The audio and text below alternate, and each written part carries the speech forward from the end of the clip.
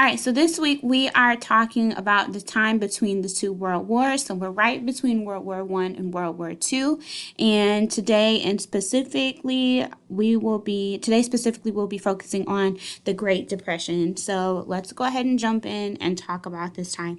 And if we're kind of wrapping up from last week, we talked about how the country is kind of on a high point. Nationalism is really high. Everybody feels extremely loyal to the country. Harlem Renaissance is thriving. A lot of African Americans had just moved to the North. We talked about how Henry Ford has this brand new automobile. So people are kind of in a really good spot. The radio is spreading pop culture, or this new culture. We can't really call it pop culture, but because it's different from what we see now. But you see this popular culture spreading of different things like jazz music, and all of that is about to change because of the Great Depression. Okay, so there are four main causes of the Great Depression: overproduction, that means producing way too many goods; underconsumption, these two things go hand in hand. So not only were they producing way too many goods, but people weren't buying them. So that became an issue because you just end up with so much stuff, and eventually when you have so many things, that the price and the cost of it all starts to deplete. So if I have 100, I don't know, toys, and another company has 100 toys and nobody's buying the toys, then you're going to start having to bring the price down because you just want to get rid of it and you want somebody to buy it. The stock market crashes, and then number 4, easy credit and loan happy banks. So they're giving everybody loans, and some people didn't really need to have those loans. Okay, so banks were issuing loans to people to buy stocks, and it was inflating the market because they were only paying a fraction of the cost. So instead of paying the full $100 or wherever it was for that stock price, they were only paying a fraction of it. So it could have been $75, $50, $25, and that was causing inflation. And then on October 29th, 1929, also known as Black Tuesday, the stock market completely crashed and $30 billion was lost in one single week. Okay, so in these 3 photos, you can kind of see a synopsis of what was happening. In the bottom left-hand corner is a newspaper article from the time talking about the Black Tuesday event. And the top left, you can see before and after Black Tuesday. So you see that it's actually going up. There's a steady incline, and then it completely dips, comes back up slightly, and then here we go, and it's pretty much a downward spiral all the way until 1933, when it starts to increase very, very slowly. And in the right picture, you see the gentleman here that's selling his car because he lost all of his money on the stock market, and his situation became very real very fast. So, Great Depression. The stock market crash triggered other economic weaknesses, such as 80% of the banks shutting down. And so if you had your money in these banks, you completely lost it. And that is why a lot of people that were born in that time, or baby boomers, which were born soon after, they are pretty weary about putting their money into banks because they know what happened back during the Great Depression, where they lost everything. 90,000 businesses declared bankruptcy. So these businesses went under, and not only did it affect the business owners, but you have to think about all the people that worked there as well.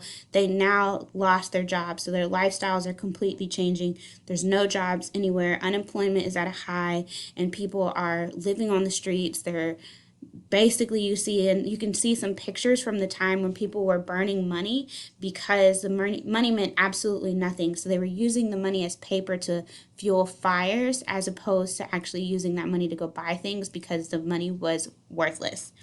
Families fell apart, children aren't going to school, and of course, if you don't have money, you're not able to buy the proper food. And so a lot of people were dealing with malnourishment at this time. And it became a dog-eat-dog world, which is why theft and violence were on the rise during this time.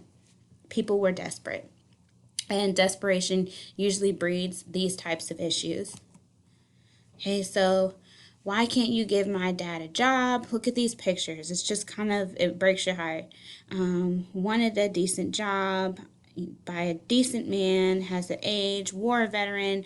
All these people are looking for jobs. I know three trades, I speak three languages, fought for 3 years, have three children, and no work for 3 months, but I only want one job. These people are walking around the streets holding up signs for any chance that somebody could possibly save them. Okay, so since people had nothing and they were losing absolutely everything, Americans, lots and lots and lots of Americans found themselves homeless. They were living in sewer pipes and park benches, anywhere where they could find a place to just stay. That's exactly what they did. They lost everything. So people started to create these shanty towns like you can see in the bottom picture. And so they basically used whatever materials they could find to create little shacks, and that's where they lived. And they actually started to call them Hoovervilles because they named them after President Hoover, because they thought that he was to blame for getting them into this predicament. But you can see, I mean, they look like man-made shacks, and that's exactly what they were. So of course, remember, there's no plumbing, there's no refrigeration, so times were extremely hard. Okay, so I just told you guys unemployment basically was inevitable for almost everybody. So when corporate profits fell, businesses had to cut workers. So you're trying to save your business as a business owner, you've got to do whatever you can. So they have to start basically firing people, laying them off due to the circumstances. So unemployment rose from 3% to 25% by 1932. So 3% is pretty low. 25%, that means a quarter of the people in the United States at the time did not have a job. That's drastic. Okay, 300,000 hobos traveled the countryside in search of work and relief. 300,000 people, homeless people, were walking around the streets, going from town to town, city to city, state to state, just trying to find some type of job, some type of little work, side job, something to just get money to feed their families. And if that wasn't enough, people that were on the farming industry, that owned farms, they actually were pretty better off. I won't say well off, but they were better off than the people in the cities because they were able to sustain themselves, because they did have the farms to feed their families and to continue. Everybody needs to eat, so they still had a way to produce an income. But there was an extreme drought in the Great Plains region between 1933 and 1936. It was extremely brutal. Conditions were extremely dry. There were high winds, and it created the infamous Dust Bowl. So tenant farmers and sharecroppers were now evicted from the lands that's all they knew, and that was their livelihood, and they thought that they were able to be a little bit successful before the Dust Bowl during the Great Depression, and they now had to leave to go basically save themselves and their families, and they decided to head west to California for work.